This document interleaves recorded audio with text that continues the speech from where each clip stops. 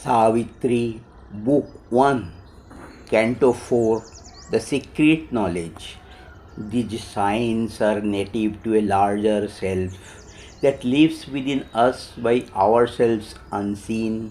Only sometimes a holier influence comes, a tide of mightier surgings bears our lives, and a diviner presence moves the soul, or through the earthly covering something breaks, a grace and beauty of spiritual light, the murmuring tongue of a celestial fire, ourself and a high stranger whom we feel, it teach and acts unseen as if it were not.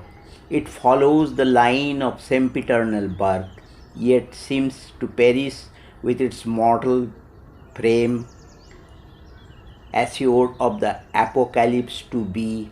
It reckons not the moments and the hours, great, patient, calm. It sees the centuries pass, awaiting the slow miracle of our change in the sure, deliberate process of world force and the long march of all revealing time.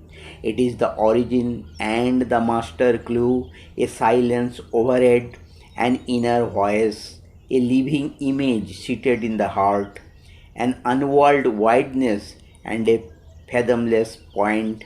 The truth of all these cryptic shows in space, the real towards which our strivings move, the secret grandiose meaning of our lives, a treasure of honey in the combs of God, a splendor burning in a tenebrous cloak.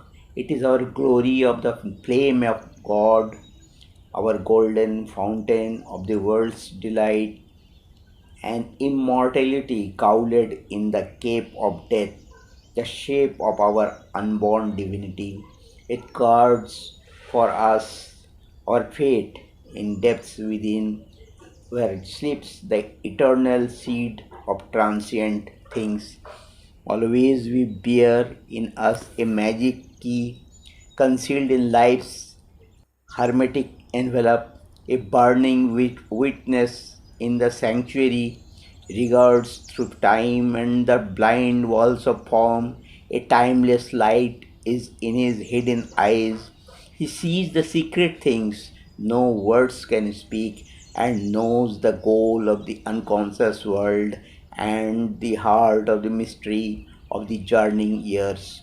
But all is screened, subliminal, mystical.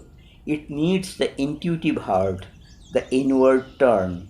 It needs the power of a spiritual gaze, else to our waking mind's small moment look, a goalless voice seems our dubious course, some chance has settled or hazarded some will, or a necessity without aim or cause, unwillingly compelled to emerge and be in this dense field where nothing is plain or sure, our very being seems to be to us questionable, our life a vague experiment, the soul a flickering light in a strange, ignorant world, the earth a brute mechanic accident, a net of death in which by chance we live.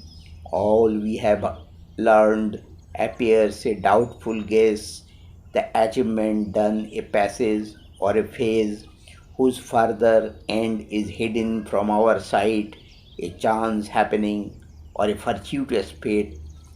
Out of the unknown, we move to the unknown, ever surround our brief existence here. Grey shadows of unanswered questionings, the dark, inconscient sinus mysteries stand up unsolved behind fate's starting line, an aspiration in a night's profound seed of a perishing body and half lit mind uplifts its lonely tongue of conscious fire towards an undying light forever lost. Only it hears sole echo of its call, the dim reply in man's unknowing heart, and meets, not understanding why it came, Of for what reason is the suffering here? God sanctioned to the paradox of life and the riddle of the immortal's birth in time, along a path of eons serpentine, in the coiled blackness of her nascent course. The earth goddess toils across the sands of time. A being is in her whom she hopes to know. A word speaks to her heart she cannot hear. A fate compels whose form she cannot see. In her unconscious orbit through the void, out of her mindless depths, she strives to rise.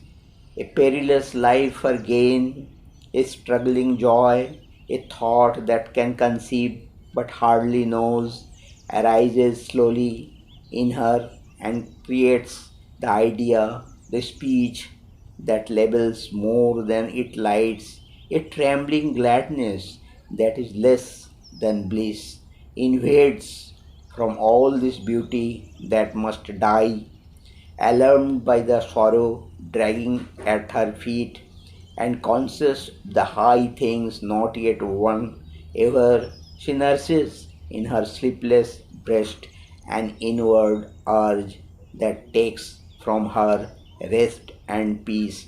Om Namo Bhagavate Shri Arvindaya. Om Namo Bhagavate Shri Arvindaya. Om Namo Bhagavate Shri Arvindaya.